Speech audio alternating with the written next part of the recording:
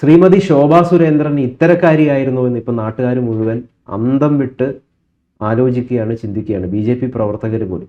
അവരുടെ ഒരു ഫോൺ സംഭാഷണം ഈ ബിന്ദു വിനയകുമാർ, ബി ജെ പിയുടെ മുൻ ആലപ്പുഴ വൈസ് പ്രസിഡന്റുമായിട്ടുള്ളത് ഇപ്പം വിവാദമായി കൊണ്ടിരിക്കുകയാണ്. ഇന്നിപ്പോൾ അവർ കൂടുതൽ ആരോപണങ്ങളുമായിട്ട് രംഗത്ത് വന്നിട്ടുണ്ട്. ശോഭാ സുരേന്ദ്രന് തീവ്രവാദി ബന്ധമുണ്ട്, ഇവർ പല സ്ഥലങ്ങളിൽ പണം കൊടുത്തിട്ടാണ് ഈ വോട്ട് വർധനവ് ഉണ്ടാക്കിയിരിക്കുന്നത്, ഇങ്ങനെ ഒരുപാട് കാര്യങ്ങൾ. പാലക്കാട് നമ്മളടക്കം ഭാഷ ഇരുന്നിട്ട് പറഞ്ഞതാണ് തീർച്ചയായിട്ടും ശോഭാ സുരേന്ദ്രൻ ജയിക്കേണ്ട ഒരു കാൻഡിഡേറ്റ് ആണ് എന്നുള്ളത്. പക്ഷേ പിന്നീട് തെരഞ്ഞെടുപ്പിൻ്റെ തൊട്ട് തലേ ദിവസം സംഭവിച്ചത് എന്താണെന്ന് നമുക്കറിയാം. അവർ അതിന് നൽകിയ വിശദീകരണങ്ങൾ മുഴുവൻ പാളിപ്പോയി, നിഴലാണെന്നൊക്കെ പറഞ്ഞിട്ട് ഇപ്പോൾ അതൊരു വലിയൊരു ട്രോളൊക്കെ ആയിട്ട് മാറിയിരിക്കുകയാണ്. ഇപ്പോൾ ശോഭാ സുരേന്ദ്രൻ്റെ ശോഭ മുഴുവൻ അങ്ങ് കെട്ടുപോയിക്കൊണ്ടിരിക്കുകയാണ്. 4-ാം തീയതി ആകുമ്പോൾ എന്ത് സംഭവിക്കും എന്നുള്ളത് നിർണായകമാണ്. എങ്ങനെയാണ് വിലയിരുത്തുന്നത്? തെരഞ്ഞെടുപ്പ് എപ്പോഴും നമ്മൾ പറയാറുണ്ട് അത് സാധ്യതകളുടെ കലയാണ് എന്നുള്ളത്. കിട്ടുന്ന അവസരങ്ങളെ ഭംഗിയായിട്ട് ഉപയോഗിക്കുന്നതിൽ വിജയിച്ച ഒരു കഥാപാത്രമാണ് ശോഭാ സുരേന്ദ്രൻ. അതുകൊണ്ടാണ് ശോഭാ സുരേന്ദ്രന് കഴിഞ്ഞ കാലങ്ങളിലെല്ലാം തെരഞ്ഞെടുപ്പ് കാലം അവരുടെ വിജയകാലമാണ്. ശരി, അവർ MLA ആയില്ല, അല്ലെങ്കിൽ MP ആയില്ല എന്നുള്ളതല്ല വിഷയം.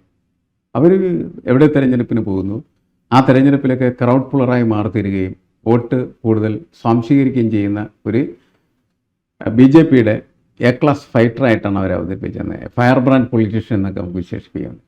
അതിന് മാറ്റം വന്നതാണ് ഈ പാലക്കാട് സംഭവം എന്ന് പറയുന്നത്. പാലക്കാട് പോലും അവരെ സ്ഥാനാർത്ഥിയായിട്ട് നിർത്തുമ്പോൾ നമ്മൾ തമ്മിലിരുന്ന് സംസാരിക്കുന്ന സമയത്ത് തന്നെ പറഞ്ഞാൽ അവർക്ക് ജയിക്കാൻ സാധ്യതയുണ്ടെന്ന് പറഞ്ഞു. കാരണം എന്ന് വെച്ചാൽ അവരൊരു ഫയർ ബ്രാൻഡ് പൊളിറ്റീഷ്യനും അവർക്കെതിരെ മത്സരിക്കാൻ വന്ന രണ്ടാളുകൾ, ഒരാൾ സിനിമാക്കാരനും മറ്റൊരാൾ ബിരിയാണി കച്ചവടക്കാരനാണ്. അപ്പോൾ അതുകൊണ്ട് തന്നെ ഇവർക്ക് വളരെ എളുപ്പത്തിൽ മുന്നോട്ട് പോകാനായിട്ട് സാധ്യതകളുണ്ട്. എന്നാൽ അവർക്കെതിരെ വരുന്നത് പാലക്കാടുള്ള അവരുടെ ഉൾപാർട്ടി പ്രശ്നങ്ങളാണ്. പാലക്കാട്ടെ BJP ഇവരെ ജയിപ്പിക്കാനായിട്ട് താല്പര്യമല്ല എന്നുള്ളതും അന്ന് നമ്മൾ ഡിസ്കസ് ചെയ്തിരുന്നു. പക്ഷേ ഇപ്പോൾ അതെല്ലാം പോയെന്ന് പറഞ്ഞാൽ ഈ പണം നൽകി വോട്ട് വാങ്ങിക്കുന്ന കാര്യത്തിൽ ഇടപെട്ട ഒരു വ്യക്തിയായിട്ട് ശോഭാ സുരേന്ദ്രൻ ചിത്രീകരിക്കപ്പെട്ടു കഴിഞ്ഞു.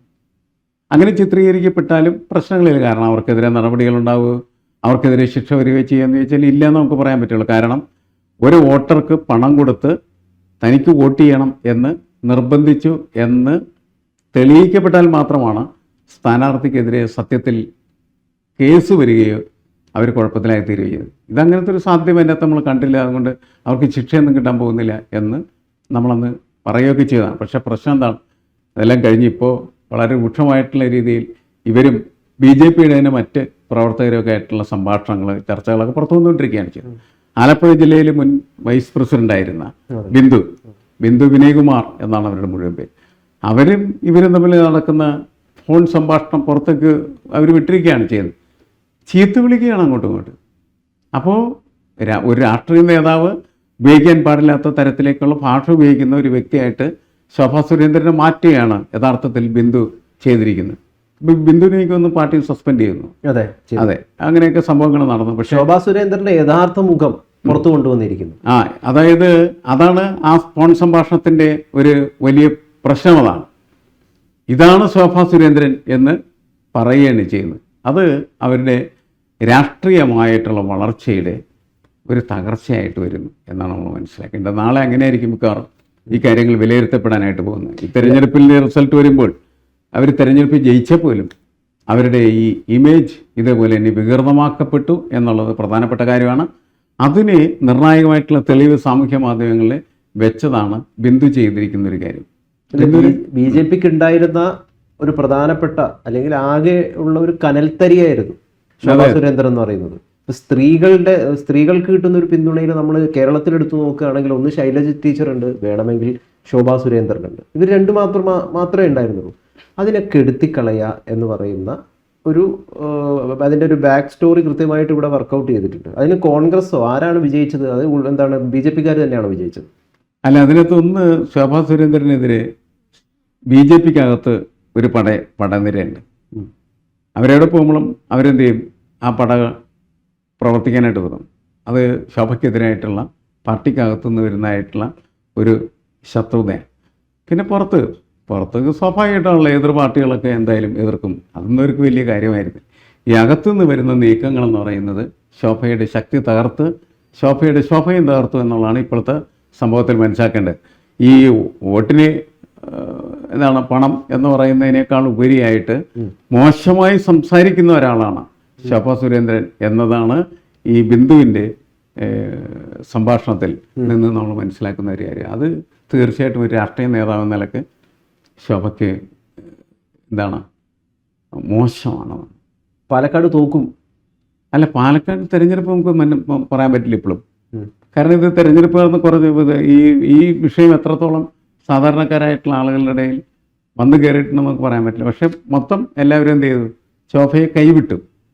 പ്രത്യേകിച്ച് മാധ്യമങ്ങൾ അല്ലേ? മാധ്യമങ്ങളിപ്പോൾ വലിയ ഇതിപ്പം ശോഭ ഒരുപക്ഷെ അവര് ജയിക്കുമെന്ന് ഉറപ്പുള്ളതിനാൽ ജയത്തിന്റെ ഒരു വലിയ ഇത് അവർക്ക് ലഭിക്കുന്നതിന് മുമ്പ് അവരെ ഒന്ന് ഇടിച്ചു താഴ്ത്താനുള്ള ഒരു ശ്രമമായിരിക്കുമോ? അല്ല, ഇത് പാർട്ടികൾക്കകത്ത് പ്രവർത്തിക്കുന്ന ആളുകൾ എങ്ങനെയാണ് പ്രവർത്തിക്കുന്നത് നമുക്ക് തിരിച്ചറിയാൻ പറ്റില്ല. ഓരോ പാർട്ടിക്കകത്തും ആ പാർട്ടിക്കകത്ത് തന്നെ ഈ കൗണ്ടർ നാരേറ്റീവ്സ് ഉണ്ടാക്കുന്ന പ്രക്രിയയുണ്ട്. ഒരാൾ വളർന്ന് വലുതാകുന്ന സമയത്ത് എങ്ങനെയാണ് നശിപ്പിക്കാൻ വേണ്ടിയിട്ട് വേറെ കുറേ ആളുകൾക്ക് പ്രചരണം അഴിച്ചുവിടും. അങ്ങനെ ശോഭയ്ക്കെതിരെ ഇത് വളരെ ശക്തമാണ്. പക്ഷെ ഇതൊരു കള്ളപ്രചരണമല്ല. നമ്മൾ ആ ഫോൺ സംഭാഷണം നമ്മൾ ലൈവായിട്ട് കേട്ടു. അല്ല, ശരിയാണ്, അത് മോശമായിപ്പോയി. അങ്ങനെ സംസാരിക്കാൻ പാടില്ലാത്ത ഒരു സ്ത്രീയോടാണ്, അപ്പുറത്തിരിക്കുന്ന ഒരു സ്ത്രീയോടാണ് ഒരു രാഷ്ട്രീയ നേതാവ് പറയുന്നത്. നിങ്ങളെക്കുറിച്ച് നിങ്ങൾ കീപ്പാണെന്ന് പലരും പറയുന്നുണ്ടല്ലോ, ഞാൻ പറഞ്ഞു നടക്കട്ടെ. അതെ, അങ്ങനെ മോശമായിട്ടുള്ള സംസാരിക്കുന്നത് അടിച്ച് നിന്റെ കരണം പൊട്ടിക്കുമെന്ന് പറയുന്നു. അല്ല, ഇതെല്ലാം മോശമായ കാര്യങ്ങളാണ്. അത് പുറത്തു വരുമ്പോൾ എന്ത് വെച്ചാൽ കുറേ കൂടി വലിയ തോതിൽ ആളുകൾ ചർച്ച ചെയ്യാനായിട്ട് തുടങ്ങും. അത് രാഷ്ട്രീയ നേതൃത്വത്തിൻ്റെ ഇമേജിനെ വല്ലാതെ ടാർണിഷ് ചെയ്യുന്ന ഒരു പരിപാടിയായിട്ട് മാറും. ശോഭയുടെ ആ ക്യാരക്ടർ അല്ലെങ്കിൽ അവരുടെ ഇമേജ് ഇതുവരെ തന്നെ ഇതിലൂടെ ഡിസ്ട്രക്റ്റ് ചെയ്യപ്പെടുന്നുണ്ട് ശരിക്കും പറഞ്ഞു. അപ്പോൾ അത് വളരെ പ്രധാനപ്പെട്ട ഒരു കാര്യമായിട്ടാണ് നമ്മൾ മനസ്സിലാക്കേണ്ടത്. കാരണം കേരളത്തിൻ്റെ രാഷ്ട്രീയത്തിൽ ഗെയിം ചേഞ്ചർ എന്ന നിലക്കാണ് BJP കടന്നു വരുന്നത്. ഈ തെരഞ്ഞെടുപ്പിൽ BJP അത്ഭുതകരമായിട്ടുള്ള രീതിയിൽ അവരുടെ എന്താണ് സീറ്റ് ഷെയർ എന്ന് പറയുന്നത്, അല്ലെങ്കിൽ വോട്ട് ഷെയർ അവർക്കുണ്ട്. വോട്ട് ഷെയർ അവരുണ്ടാക്കും. സീറ്റ് വേണമല്ലോ അവർക്ക്. എത്ര സീറ്റിൽ ജയിക്കും, എത്ര MLA-മാരുണ്ടാകും എന്ന് നോക്കുമ്പോൾ അത്ര വലിയ അത്ഭുതം ഉണ്ടാക്കാൻ സാധ്യതയില്ല. പക്ഷേ അവരെ വോട്ട് ഷെയർ എന്ത് ചെയ്യുന്നു വെച്ചാൽ അവരെന്ത് ചെയ്യുന്നുണ്ട്? വർദ്ധിപ്പിക്കുന്നുണ്ട്. അങ്ങനെ വർദ്ധിപ്പിച്ച് ക്രമേണ വർദ്ധിപ്പിച്ച് കൊണ്ടുവന്ന് ഒരു പ്രത്യേക ഘട്ടമെത്തുന്ന സമയത്ത് അവർക്ക് രണ്ടാം സ്ഥാനത്തേക്ക് എത്താനായിട്ട് പറ്റും എന്ന് തന്നെയാണ് അവർ കരുതുന്നത്. അവരുടെ വലിയ ഒരു ഗെയിം പ്ലാനാണത്. ദീർഘകാലത്തേക്ക് അവർ ആസൂത്രണം ചെയ്തു വെച്ചിരിക്കുന്ന ഒരു സംവിധാനമാണ്. അതിൻ്റെ ഒരു തുറുപ്പ് ചീട്ടാണ് യഥാർത്ഥത്തിൽ ശോഭാ സുരേന്ദ്രൻ. പക്ഷേ ആ ശോഭാ സുരേന്ദ്രനെ ഇനി പഴയതുപോലെ BJPക്ക് അവരുടെ മുന്നേറ്റത്തിന് വേണ്ടി ഉപയോഗിക്കാനായിട്ട് പറ്റുമോ എന്നുള്ളത് ഈ വരാൻ പോകുന്ന ദിവസങ്ങളിൽ തീരുമാനിക്കപ്പെടാൻ പോകുന്നൊരു കാര്യമാണ്. ഒന്ന്, തെരഞ്ഞെടുപ്പിൻ്റെ റിസൾട്ട്. രണ്ടാമത്തത്, അവർക്കെതിരെ കേസ് വരുന്നുണ്ട്, ആ കേസ്. മൂന്നാമത്തത്, ഈ ബിന്ദു പറഞ്ഞിരിക്കുന്ന കാര്യങ്ങളുമായി ബന്ധപ്പെട്ട ഒരു എക്സ്പ്ലനേഷൻ. അതൊക്കെ ഇതിനെ വല്ലാത്ത രീതിയിൽ സ്വാധീനിക്കാനുള്ള സാധ്യതയുണ്ട് എന്നാണ് എനിക്ക് തോന്നുന്നത്. മെയ് 4-ന് വരുന്ന വിധി ശോഭാ സുരേന്ദ്രൻ പാലക്കാട് നിന്ന് തോറ്റു എന്നാണെങ്കിൽ അവരുടെ വലിയൊരു അന്ത്യം തന്നെയല്ലേ? അവർ തോൽവി തീർച്ചയായിട്ടും അവർക്ക് വലിയ നഷ്ടം ഉണ്ടാക്കും. വിജയിച്ചു കഴിഞ്ഞാൽ പിന്നെയും അവർക്ക് അതിജീവനമുണ്ട്, ഫൈറ്റിംഗ് സ്പേസ് ഉണ്ട് ശരിക്കും പറഞ്ഞു. അത് നമ്മൾ അങ്ങനെ നമുക്ക് മനസ്സിലാക്കാനായിട്ട് പറ്റുള്ളൂ. കാരണം ശോഭാ സുരേന്ദ്രനെ സംബന്ധിച്ചിടത്തോളം തെരഞ്ഞെടുപ്പ് ആരംഭിക്കുന്നതിന് മുമ്പ് ഉള്ളതിനേക്കാൾ വലിയ വെല്ലുവിളിയാണ് ഇപ്പോൾ അവരുടെ മുന്നിലുള്ളത്. തെരഞ്ഞെടുപ്പ് ആരംഭിക്കുമ്പോൾ അവർ മത്സരിക്കാൻ പോകുമ്പോൾ ഉള്ള വെല്ലുവിളി അവിടെ വിജയിക്കുകയും കൂടുതൽ വോട്ടുണ്ടാക്കുകയും ചെയ്യലും മാത്രമായിരുന്നു. ഇപ്പം അങ്ങനെയല്ല. തൻ്റെ ഇമേജിന് അല്ലെങ്കിൽ പ്രതിച്ഛായക്ക് സംഭവിച്ചിരിക്കുന്നതായിട്ടുള്ള തകർച്ച അത് പരിഹരിക്കുന്നതിനാവശ്യമായ ഒരു പരിശ്രമം അല്ലെങ്കിൽ രക്ഷാപ്രവർത്തനം അവർക്ക് അവരുടെ ഭാഗത്തുള്ളതായിട്ടുള്ള നേതാക്കൾക്ക് വേണ്ടിവരും എന്നുള്ളതാണ് പുതിയ വെല്ലുവിളിയായിട്ട് എനിക്ക് തോന്നുന്നു. പക്ഷേ ശോഭയെ സംരക്ഷിക്കാനായിട്ട് ഒരു നേതാവും വരുന്നില്ല. അത് വരില്ല എന്ന് പറയുന്നത് അവരുടെ പാർട്ടിയിലെ പൊസിഷൻ അതാണെന്നുള്ള കാര്യം നമുക്ക് മനസ്സിലാക്കേണ്ടതാണ്. പാർട്ടിയിൽ നല്ല പൊസിഷൻ ആണെങ്കിൽ അവരെ സഹായിക്കാൻ ധാരാളം വരുമെന്ന് തന്നെ. പക്ഷേ ശോഭയുടെ പാട് എന്ന നിലക്ക് അവർ മാറുന്നത് കാണുകയാണ് ചെയ്യുന്നത്. ഇതിലൂടെ നമുക്ക് മനസ്സിലാവുന്ന ഒരു കാര്യമുണ്ട്.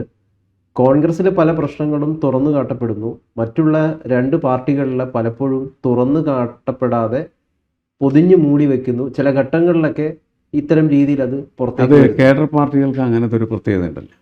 അവരെല്ലാ കാര്യങ്ങളും തെരുവിൽ അലക്കുന്നവരല്ല. കോൺഗ്രസ്സിന് പക്ഷേ അത് തെരുവിലാണ് ചർച്ച ചെയ്യേണ്ടത്. അതുകൊണ്ട് എല്ലാവരും പെട്ടെന്ന് അറിയും, മറ്റവരുടെ കാര്യങ്ങൾ അറിയും. പതുക്കെ പതുക്കെയാണ് പുറത്തു വരുന്നതെന്ന് മാത്രമേ ഉള്ളൂ. എല്ലാം ഈ സമൂഹത്തിന് മുന്നിൽ സുതാര്യമായിട്ടുള്ള രീതിയിൽ വിശദീകരിക്കപ്പെടേണ്ടി വരുന്നു എന്നുള്ളത് ഇന്നത്തെ രാഷ്ട്രീയ നേതൃത്വവും രാഷ്ട്രീയ പാർട്ടികളും നേരിടുന്ന വെല്ലുവിളിയാണ്. അല്ലാതെ അവർക്ക് എല്ലാവരും പറ്റിച്ചിങ്ങനെ കഴിയാനും കഴിയും എന്ന് കരുതേണ്ട. പക്ഷേ ജനാധിപത്യത്തിന് ഏതാണ് ഏറ്റവും നല്ല മാതൃക എന്ന് ജനങ്ങൾ തന്നെ വിലയിരുത്തട്ടെ. മെയ് 4 അതിനുള്ള ദിവസം തന്നെയാണ്.